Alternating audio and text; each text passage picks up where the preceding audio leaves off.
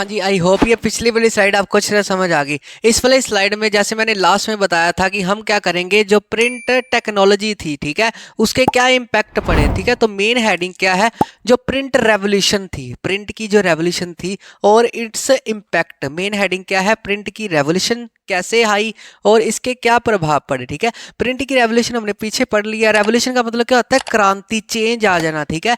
जैसे printing press आई तो समाज में क्या क्या चेंजेस आए, उसके क्या प्रभाव देखने को मिले, ये डिस्कस करेंगे, ठीक है। तो स्टार्ट करते हैं।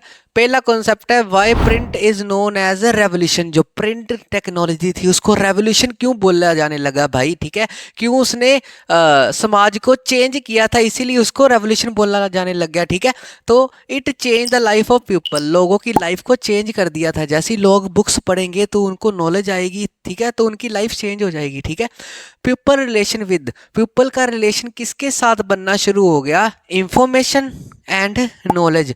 लोगों को नॉलेज मिलने लगी और इंफॉर्मेशन मिलने लगी with the help of print technology, ठीक है। तो लास्ट में क्या है, new way of looking at thing, नया नजरिया बन गया लोगों को चीज़ों को समझने का और देखने का।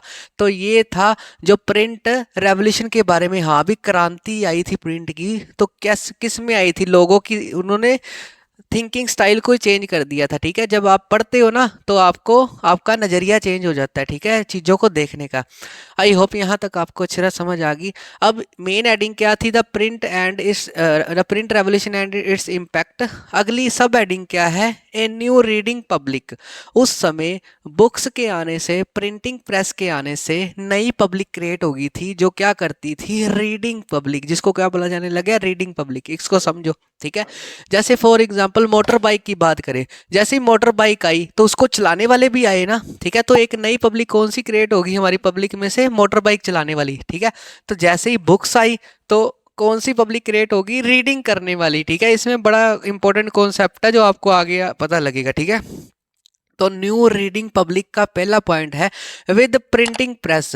प्रिंटिंग प्रेस के आने से reduce the cost of books, books की जो कॉस्ट थी वो नीचे गिरनी शुरू होगी। इसको समझो, जैसे लोग हाथ से लिखते थे बुक, उसको क्या बोला जाता है, मैन्यूस्क्रिप्ट। हाथ से लिखने वाले को क्या बोला जाता है, मैन्यूस्क्रिप्ट। मैन्यूस्क्रिप्ट लिखने में कितना टाइम लग जाएगा, तो जैसे जितना टाइम लगेगा उतने पैसे ज़्यादा लोगों को देने पड़ेंगे। तो जैसी प्रेस आई, प्रिंटिंग प्रेस आई, तो बुक्स की कॉस्ट क्या होगी, नीचे गिरनी शुरू होगी, ठीक है। Books flooded the market, books market में इतनी ज़्यादा आ गई, फ्लड हो गई, फ्लड की तरह फैल गई, ठीक है। लोगों के पास बुक्स ही बुक्स होगी। जैसे हमने पिछली स्लाइड में किया था ना कॉन्सेप्ट, 20 मिलियन, 20 मिलियन और 200 मिलियन बुक्स छपनी शुरू होगी, तो लोगों को बढ़िया बुक्स मिलने लग गई, तो लोगों की थिंकिंग चेंज हो गई, ठीक है। और भी कॉन्सेप्ट आएगा उसमें।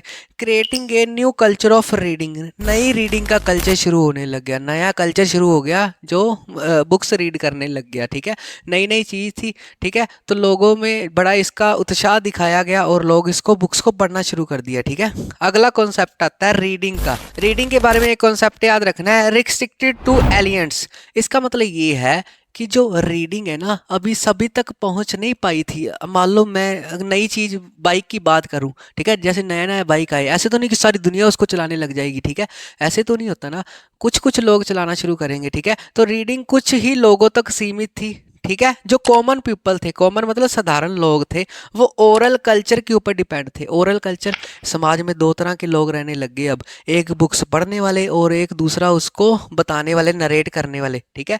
ये वाले कौन थे, रीडिंग रीडिंग करने वाले। और कॉमन पीपल किसके ऊपर डिपेंड थे, ओरल मतलब सुनने में डिपेंड थे, मतलब पढ़े लिखे नहीं थे ना। जो पढ़ेगा बुक्स वो पढ़ा लिखा होएगा, लिटरेट होएगा, जो ओरल वाला होएगा वो इलिटरेट होएगा, ठीक है।